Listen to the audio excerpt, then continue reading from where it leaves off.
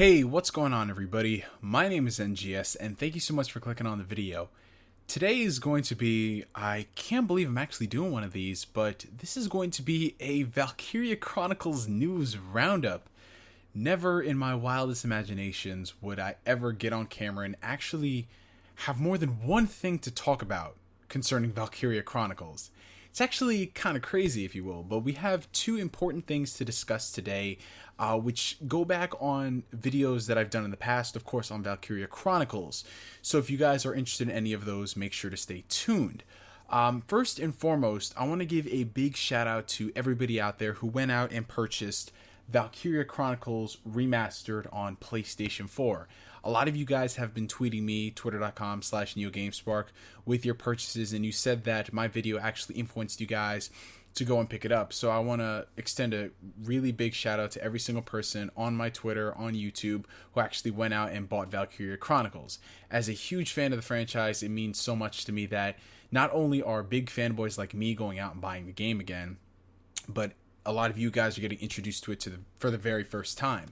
I have been playing the game. I'm currently on the 5th mission in it, and it's just a blast playing through this. I mean, I never get tired of the game. Played it on PS3, played it on PC, and heck, once again, we are going to be playing it on PS4. But today in particular, what I wanted to talk about are a couple of things in regards to the future of the Valkyria Chronicles franchise. First and foremost, this is going to be something that is going to take up the bulk of the video. We're going to be discussing the next game of the Valkyria series, Valkyria Azure Revolution. Now, y'all might remember a couple of months ago I did a video basically giving my initial impressions on the demo that was released for the game.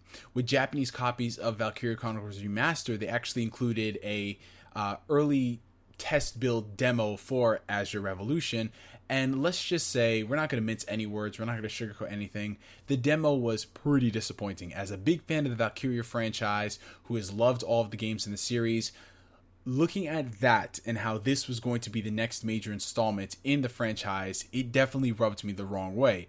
Mainly because they were doing a lot of things that I just didn't think this franchise needed. Now, I know there's a lot of things that we can discuss about this game, but I want to first and foremost get into the actual news at hand. So we're going to switch gears right over here, and we're going to look at what we have learned today when we go to the right angle. Here we go. Valkyria Azure Revolution made more RPG-like as a result of demo feedback. So this is coming from Gematsu.com, and it's actually a snippet taken from a Famitsu interview with the director of the game, Takeshi Ozawa, and he was discussing Azure Revolution as a whole. As you guys know, the game is coming out later this year in Japan, so they had to discuss more things about it. First and foremost, the feedback for the game, according to the director of it, was immense. There was so much feedback from the community, and the majority of it he's listing right here weren't really positive, to say the least. We have received 3 times the amount of feedback from the battle demo version 1.1 than we thought it would receive, and most of those were many harsh opinions. Let's be honest, if you are a fan of Valkyria Chronicles and you looked at that gameplay, it did not look impressive whatsoever. I digress, let's move on. The battle system has changed greatly from the demo. Details will be shared on the official website, but it is more RPG-like now. Since the demo battle had action elements that were too intense for an RPG, you couldn't think things as you fought. So we're introducing a new action gauge for both enemies and allies. It's been changed so that players can optionally stop time when using weapons and magic. And since it bears the Valkyria name, I felt the demand for tactical battles. Specifically, since you can put together your unit and fight, in order to skillfully use your allies, we're making it possible to customize their thinking. So it's been fixed so that you can give them direct instruction. Party's been upgraded from a maximum of 3 to 4. Field encounters have also been removed, and the next demo when we can get our hands on this game is going to be in the summer. Now, there's a lot that we can take away from this. First and foremost, the important thing is that they're looking at our feedback. I don't think it's any shocker to anybody that we have been very vocal towards Azure Revolution for many reasons. First and foremost, this is the next big Valkyria game, which I don't think a lot of people understand. A lot of people like to chalk up all of this 180 that the developer's doing as, oh, they're just pandering to the Valkyria Chronicles people who don't want to change genres and blah blah blah. Like, you've heard a lot of people saying that the fans have been bitching and whining and complaining that this is a new and different interpretation of the game. What I don't think y'all understand is what it means for a Valkyria fan. Because this game right here is not just a spin-off, as you will. It's the next main game in the series. This bears the title Valkyria. Okay? This is important to the series. This is a completely different genre. It is not what we wanted to play. When we think Valkyria Chronicles, we think strategy RPG. This is anything but that. And that's what people have to understand. It'd be one thing if the developer made a spin-off for the games. Like I mentioned in the last video, Hyperdimension Neptunia, they have their main games, but they also have their spin-offs. They have their Producing Perfection Idol title, then they had a Muso action game title. They have all those, but they have the main games. And what people need to understand is that those spin-off games do not hinder the development of the main titles.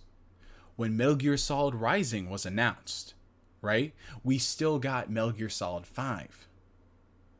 Just because Rising existed didn't mean that we stopped getting more traditional Metal Gear Solid games. This is all we're getting for the franchise, and from what we've seen in this, it doesn't look interesting at all. That's what people need to take away from this. If this is the game that is going to make or break the future of the Valkyria series, I can't see myself 100% supporting this because it does not look good. But you know what? We're going to strip away the Valkyria Chronicles thing, because I know a lot of people like to say, well, treat it as a spin-off game. Okay, we'll treat it as a spin-off game. It doesn't look like a competent action title. It just doesn't. It looks insanely generic. Granted, like I said, I have not played the game for myself, but you can actually view something and you can see it, and you can see how clunky it looks. You can see how just the animations don't look good at all. You can look at something and know whether or not it looks competent. You can judge things from demos, especially considering this game is supposed to come out in just a few months. It didn't look fun whatsoever. Like I mentioned in the last video, of course it could be a bad demo, it could be a bad place in the game, who knows? The jury's still out on that one. But from early impressions of it, this is something you're supposed to get people interested. It is not a very good first impression, which is why they're taking all this feedback into account. Okay? But what does this mean for Azure Revolution? Does this mean this is going to be the Valkyria Chronicles 4 that we wanted? To be honest, I'm actually very worried. More so now than ever. Because on paper, you can look at all these things and look and say, hey, they're going back and they're getting all this feedback. That must be good for the game. It's going to be better. This late in the game, I don't know. I seriously do not know, because apparently this game is still set for winter 2016 in Japan. If they're going so far as changing so many of the core mechanics that it's not resembling their original game, I mean, regardless of whether or not you want it to be a Valkyria Chronicles game or not, that's a lot of changes so late in production. And I don't know if there have been any other games that have made this many changes, but from what they're talking about, it sounds like they're doing almost a 180 on it. And like I said, I don't know how prolific they are. Maybe they can do this, maybe they can't. I do not know. We'll just have to wait and see. But if they're making all of these changes in such a short amount of time, in just a few months, without a delay, this does not bode well. And I'm actually kind of worried for this as a game itself. But yes, ladies and gentlemen, this is Azure Revolution. We can get our first look at it this summer, whether that means next month, July, August, who knows. This is what we have from right now. You can look at this, take it with a grain of salt, as in maybe this will be good and maybe these changes will be better. But I just don't know, guys. It kind of worries me. It worries me as not necessarily a fan of Valkyria Chronicles, but what this means for the game. And like I mentioned before, this series is very niche. I mean, with the amount of critical praise that Chronicles got with the PC re-release and the PlayStation 4 version, it is still a niche title. So us being fans, we want to support this series as much as we can. But when we see something we don't like, we shouldn't just blindly support it as, oh shit, it's Valkyria Chronicles. If I ever want to get any other games in the series, if maybe one day they'll do a strategy title again, I have to support this. No. We shouldn't do that, because that's a very dangerous mindset to have. Because if you're blindly supporting something just because it has the name, or because maybe this will lead into better things, that's why we could have potentially gotten a Dragon Ball Evolution 2. That's why. Because this mindset of it's Valkyria Chronicles, therefore I must support it. No. Just because you're a fan or a fanboy of something doesn't mean you have to take all the stuff that they get you. If they build this as a spin-off title, as something different, but they actually put their money where their mouth is and they created a great game like Metal Gear Rising, that'd be one thing. But this just doesn't look like it. It really doesn't. And this weird hybrid thing that they're going to be making, I don't know if it'll succeed. Like I said, we'll just have to wait and see. Now moving on to some better news. This goes back to Valkyria Chronicles. For those of you guys who have been wondering whether or not SEGA is actually listening to us in regards to us getting more games in the series, SEGA has put out this survey for Valkyria Chronicles Remastered. Basically what it is just general information about you. They're asking you how old you are, your age, your level of education, how you heard about this game and everything. You know, just the typical mumbo jumbo stuff that they ask. I don't know why they would need your education to determine whether or not you enjoyed Valkyria Chronicles, but hey, people are going to crunch these numbers and present it at business meetings, I assume. But yeah, it's basically asking you guys what you think about the game, how you heard about it and all that stuff. It's just basically letting SEGA know that you enjoyed the game and giving them feedback. Any feedback is good as far as I'm concerned if these companies are using it.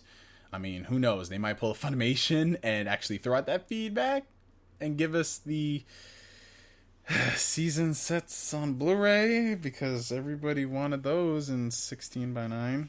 Because, you know, yeah. Go Dragon Ball Z. Yeah. But yeah, I just want to let you guys know that this survey is available. Who knows what SEGA will do with it, but hey, like I said, any feedback, give it to them. Give it to them. Shove it down their throats. But yeah, ladies and gentlemen, this was the end of the Valkyria Chronicles news roundup of the week, of the month, of the year. Who knows? Valkyria Chronicles Remastered, like I mentioned, is available for purchase. You can get it at Best Buy, Amazon, anywhere that actually sells the game. I implore y'all to pick it up. It's only available for $29.99, so that's a really awesome price, and it's a good palate cleanser from all of the crazy multiplayer games that are coming out this month, like Uncharted 4, Overwatch, and I think 2 people are playing Battleborn. I don't know. From me to you for now, I'm a GS signing out. Did you pick up Valkyria Chronicles Remastered? Let me know down below in the comments section, and if you haven't already done so, my Facebook and Twitter account information are located down below. That is the best way for y'all to keep up with me. From me to you for now, I'm a GS signing out, and I'll catch you guys later. Peace.